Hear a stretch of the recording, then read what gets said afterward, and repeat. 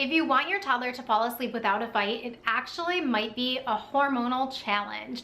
No, not those kinds of hormones, but let's talk about what hormones are impacting your toddler's sleep and how to boost them naturally. The three main hormones we are talking about today are melatonin, serotonin, and cortisol. Melatonin, we all know and love. It is the sleepy hormone. This is the hormone that signals to your brain and body that it is time to wind down and get ready to sleep. This is the hormone that keeps us asleep longer through the night and helps us take naps during the day. Obviously, during the day, we don't have as much melatonin or as much drive to sleep, and our brain processes naps differently than overnights. Melatonin is produced differently for naps than nights.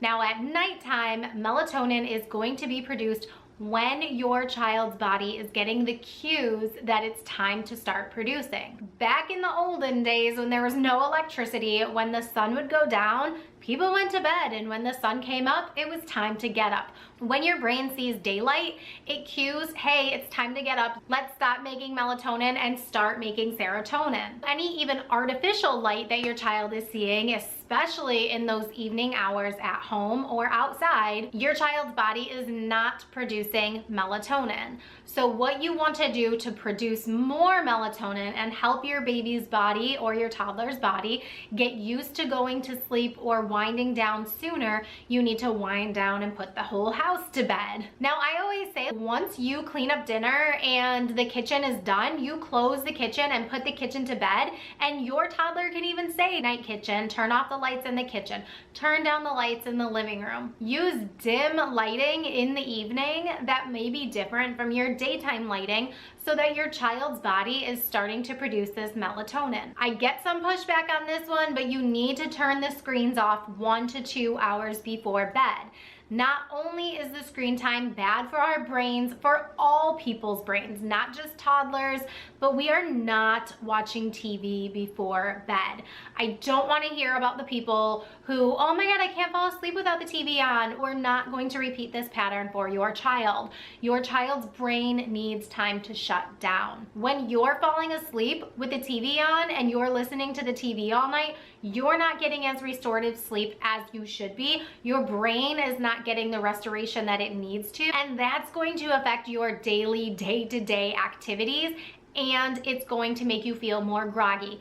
Don't do that to your child. So turn off the TV an hour to 2 before bed, calm down the house, and your baby's body will start producing melatonin naturally. We don't need to give them sugar-filled gummies. We don't want to be giving them melatonin supplements every single day. Their body can produce all the melatonin that they need on their own. Unless you have a medical condition where the doctor says that you have to give your child melatonin because their body will not produce it, then we are not giving melatonin supplements. That is a whole separate video in and of itself, but for now, just trust me, do not just give your child melatonin supplements because you want them to fall asleep quickly. So that brings us to serotonin that I mentioned earlier. Serotonin is your mood and sleep hormone. The best way to boost serotonin is by exposing your eyeballs to sunlight as early as possible in the morning and to have a lot of activity during the day. Engaging in positive experiences and being active is going to help your body produce more serotonin, which is going to help your child's body feel more calm, happy, and help them sleep better. So let's talk about the opposite hormone, and that is cortisol. It's all the rage right now. Everyone's talking about, oh, I'm having a cortisol spike right now. We're not all scientists. I'm not a scientist, and here I am talking about it,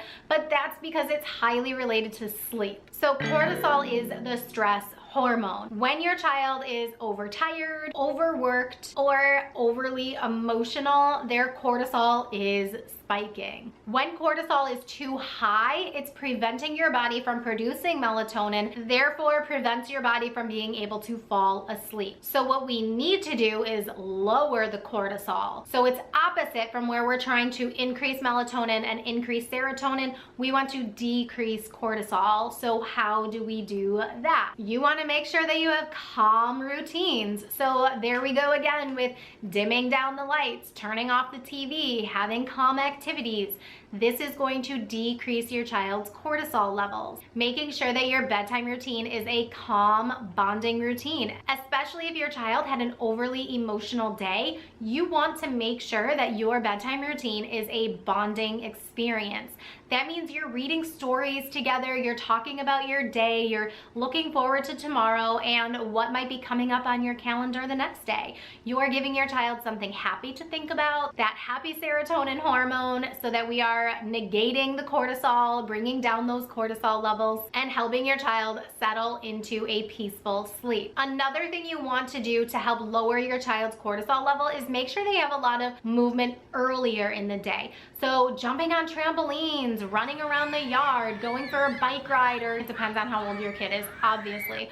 But getting outside for some fresh air is always calming. Unless it's like -1,000,000 degrees and like heaps of snow outside, which we're like just getting on the other side of that weather here where I live. So I am all about getting outside and getting fresh air whenever you can, at least twice a day with your baby or toddler. Fresh air does a million positive things for everyone. So try to get outside as much as possible.